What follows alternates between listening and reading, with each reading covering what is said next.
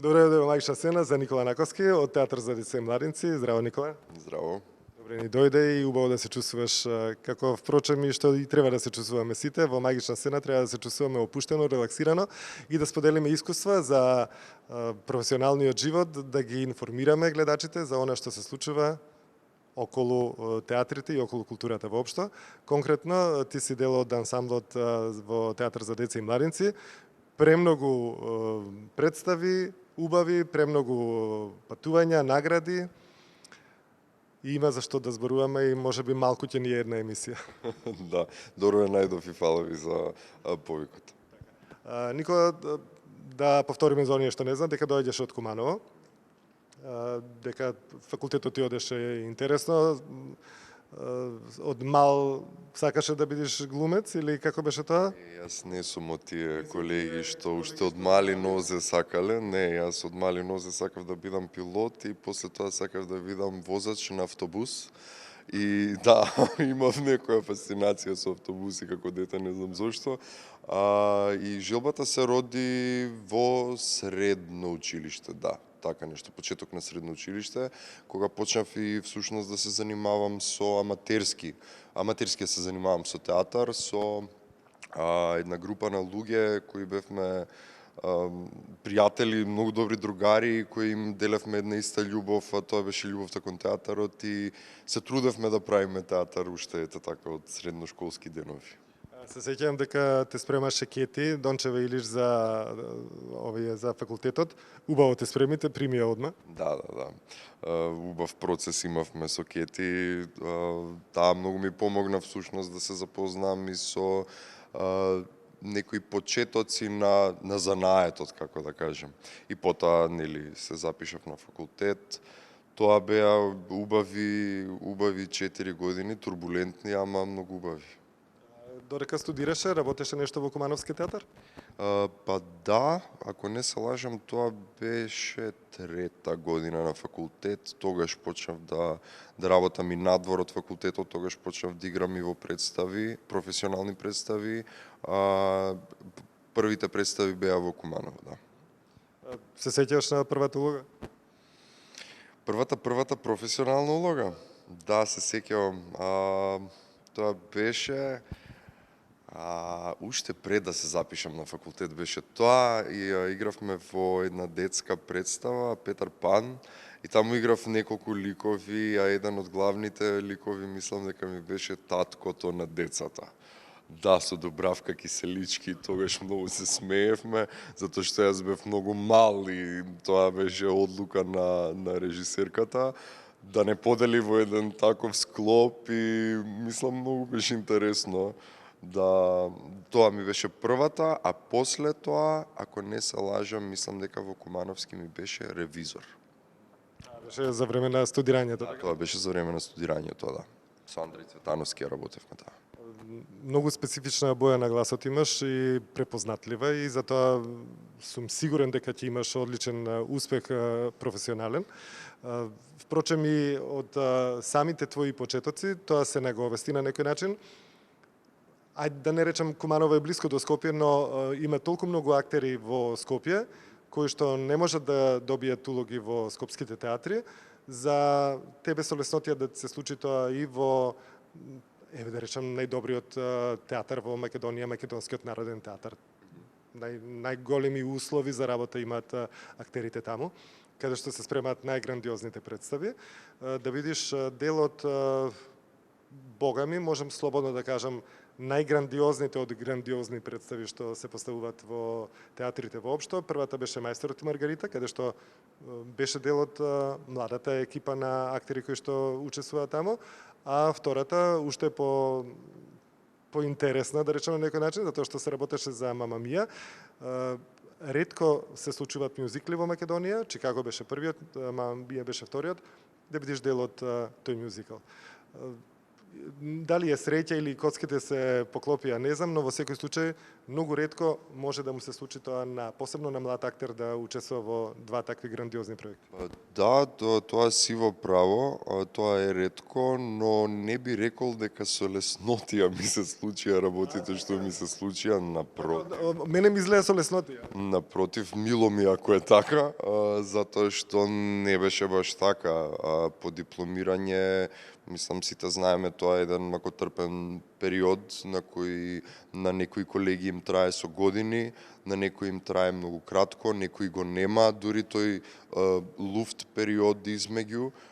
Јас имав еден, можам да кажам краток, во наводници луфт период од 2 до 3 години, не ми фаќа за збор, каде што идев на секој можен кастинг, сегде. Да, ние сме познати по тоа дека немаме кастинзи отворени, дека тоа е се договорено задкулисно и дека не ни доаѓаат до нас информациите дека воопшто има некој кастинг. Но за среќа имав некоја упорност и бев истрен во тоа да одам на секој кастинг на кој што ќе слушнев, ќе прочитав, ќе се информирав за тоа и тоа некогаш вродуваше со плод, некогаш не. Имено во Мама Мија вроди со огромен плод и јас стварно многу сум благодарен за довербата која ми ја даде Наташа и целиот тим на Мама Мија.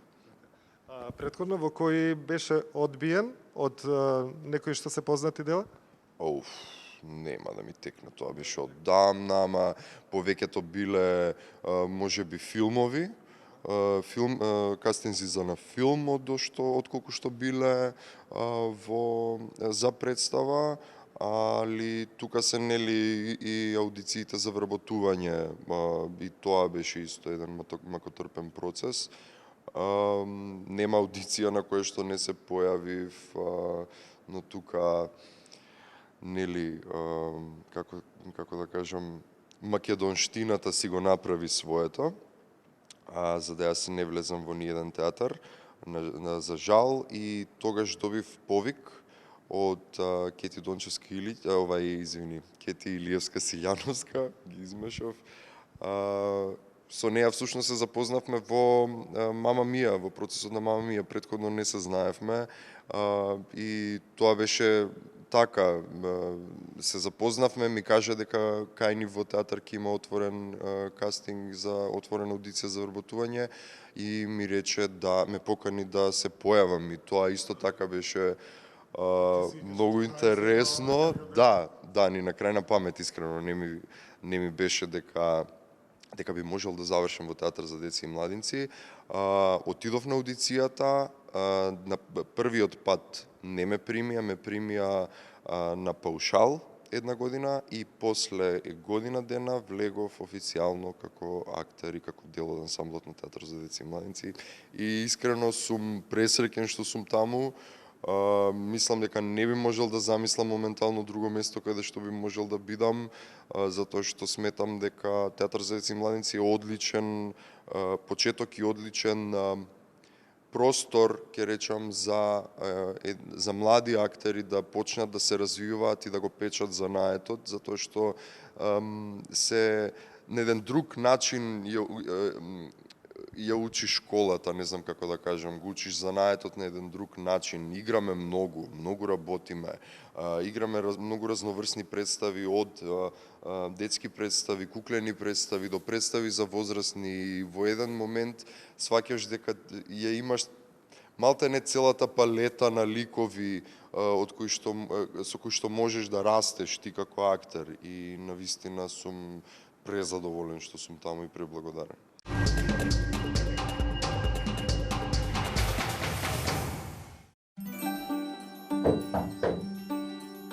Ќе бидам краток. Вие знаете народот што сака. Ми треба идеалното новогодишно пакетче. Витаминка. Еве, има фрути. Хепи. И луп има.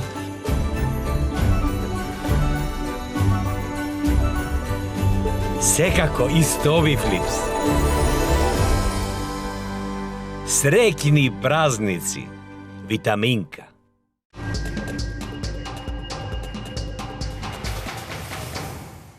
Ако го гледаме распоредот на кои представи се дават во театар за деца и младинци, твоето име ќе го видиме скоро во секоја представа од тие што се играат. Тоа е убаво во секој случај затоа што те бараат режисерите, сакаат да си дел од нивната екипа, но па од друга страна можеби е и малку, ајде да не речам кај младите вас како злоупотреба, еве сега ние млади не начекаја, па цело време ќе играме.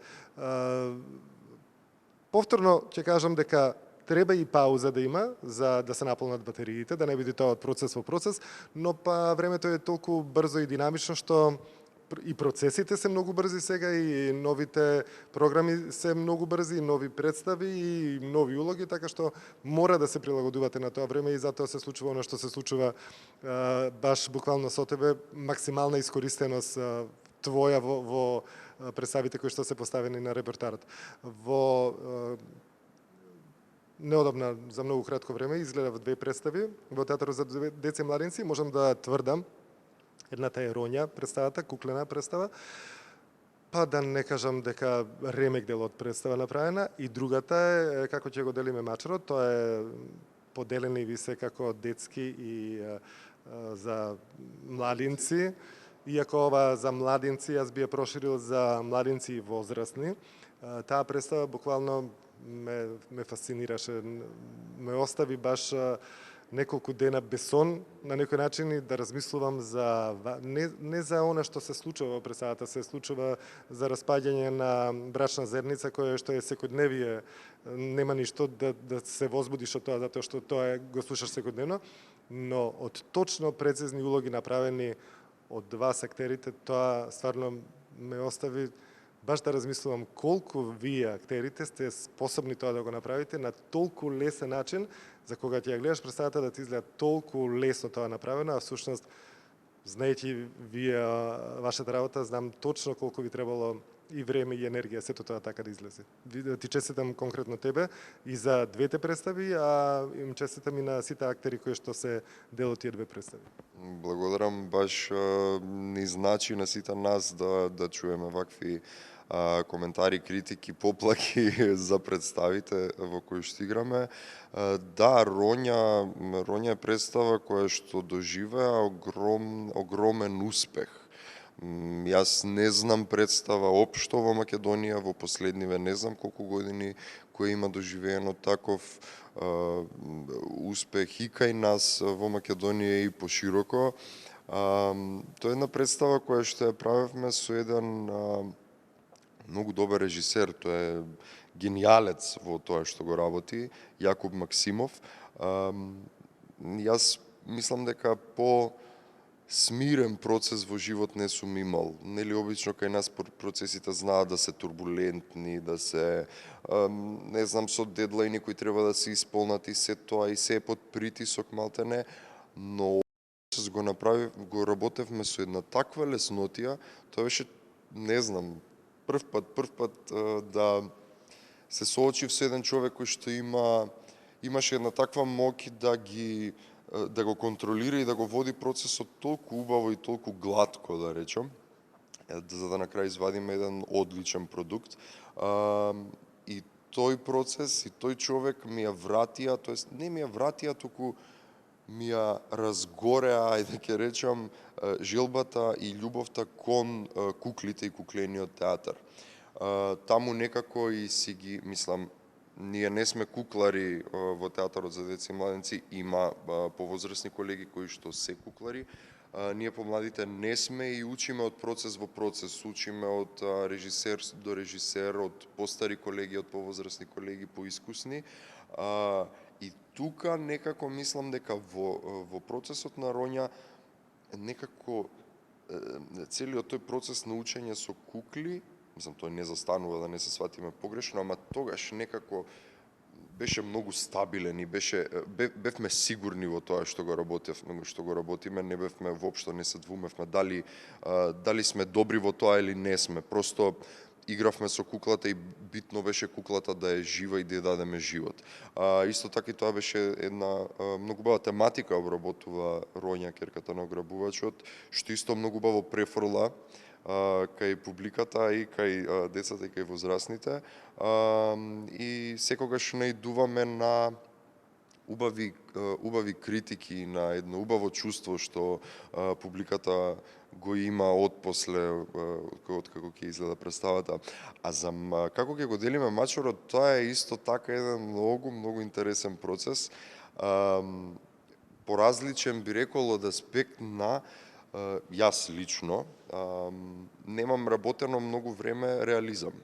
И со текот на годините некако ми се враќа таа желба. Не ми е најомилен, да речам, правец, ама како поминуваат годините, така се повеќе сакам да му се навратам и да се видам до кај сум таму. И кога ми се јави Јане Спасич, режисерот на представата, да ме покани да играм во представата, јас не бев сигурен, затоа што прво ми го презентираше целиот концепт, причата околу целата представа и улогата што требаше да ја играм беше Огнен, тинејџерот кој што имено и го играм, но имав некои двоумици и не бев сигурен дали ќе можам достојно да се справам и да одговорам на тој предизвик. Затоа што веќе имам толку години колку што имам и мислев дека нема да можам да успеам. Плюс тоа веќе имам одиграно уште една улога на тинејџер, 15-16 годишен тинејџер, и тоа беше меч со две острици на некој начин. Не сум човек кој што сака да се повторува во никој случај, се трудам секоја улога да ја направам максимално различно од претходната, нели, колку можеме и колку мееме, пак јас сум јас и тоа сум јас на сцената, но се трудиме да бидеме поразлични и не бев сигурен, ти викам, дали да прифатам или не, и заедно со него во еден разговор некако му верував и едноставно се препуштив и бев како, окей, ајде, ќе видиме дали ќе успеам. И тоа беше буквално поидовната точка беше, ќе видам дали ќе успеам. Ако во еден момент се посомневаш или нешто, те молам, кажуваме, дај друго дете и тоа е тоа. За среќа тоа не се деси, имавме многу убав процес и мислам заедно со колегите успеавме да направиме една стварно многу убава представа и за мене е многу благодарно и благородно да ја имаме оваа представа на репертоарот од многу причини, ама некако две би издвоил како главни, а тоа е првата е дека темата која што ја обработува представата е многу битна и никој не зборува за таа тема. Ние заедно со режисерот решивме да прозбориме на еден начин на таа тема и како театар за деца и младинци сметам дека е многу важно да ја имаме на репертоар оваа представа. И втората работа е дека во театар за деца и младинци е многу ретко, па скоро и никогаш не се прават представи работени не се прави реализам, например, во театар за деца. И мене тоа ми беше многу возбудливо. Просто да седиме, мислам, со колегите седиме, се гледаме во очи и глумиме. Мислам, тоа е. Нема никакви, не знам, грандиозни, како да кажам, ликови од типот на со кукли, со не знам ти какви грандиозни костими, каква грандиозна игра, гранде игра, некоја си актерска. Не, него тоа беше еден чист реализам, што мене ми беше многу возбудлив, а и на колегите. Не беше лесно воопшто да се стигне до тоа што стигнавме, затоа што самата тематика е доста комплексна и се трудевме да не како ќе пристапиме, да не биде тоа осуда кон никого, дури ни кон родителите, да не биде осуда кон децата, да не биде просто да ја разложиме проблематиката и да видиме што со тоа. И представата на крајот на денот беше ова, дојдовме до тој еден заклучок со колегите, кога правевме муабет, дојдовме до заклучок дека представата не вперува прст, не вперува со прст, туку подава рака. И тоа треба да биде пораката на оваа представа. Никако не, јас многу се плашам, например, како луѓето ќе ја разберат представата.